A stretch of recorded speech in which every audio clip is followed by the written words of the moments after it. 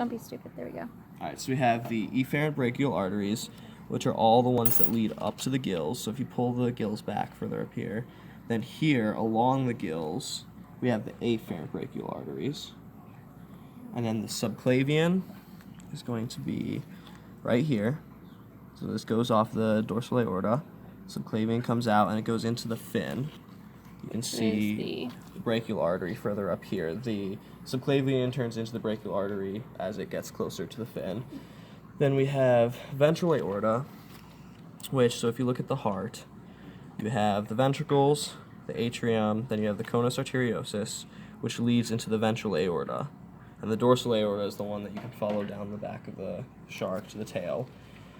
Then we have the transverse septum and the sinus venosus. So the transverse septum is going to be this triangle-shaped flap on either side of the heart at the base of it. And the sinus venosus is this extra separatory flap, right, that lies below membrane it. type of thing. Membrane. Then we have the internal carotid artery, which the internal carotid artery is going to be... These. Isn't it these? It's that U1, isn't it? Yeah. Yeah, the internal carotid artery is where the hyoidian arteries, either side of it, branch and meet together in the middle. Internal carotid. So there's the internal carotid, the hyoidian we already said. Hyoidian. Then we have the paired dorsal aorta, which is very hard to see, but it's these two really thin ones that follow up the center in between the hyoidians. So they're really thin, you can barely see them, but those are hyoidian arteries. Then we have hyoidian arteries are out here. The paired dorsal aorta is the two really thin ones in the middle. And then stapedial artery. Stapedial artery is at the corner of where the hyoidian artery meets. Like if you can see right here? Yeah, it's the one that goes down almost into the sporacule. So it shoots off the corner of this. And then after that, we have the efferent sporacule artery. So the efferent sporacule artery is the one that's all the way up in here, and it comes from the sporacule and goes up further into the head. Then anterior and posterior mesenteric. So that's going to be down here if we lift the visceral organs. Right here. So we have... anterior goes into the intestine, correct? Mm-hmm. Yep. And the posterior goes into anterior. into this structure, which is the rectus or rectum something. So that's the posterior mesenteric artery.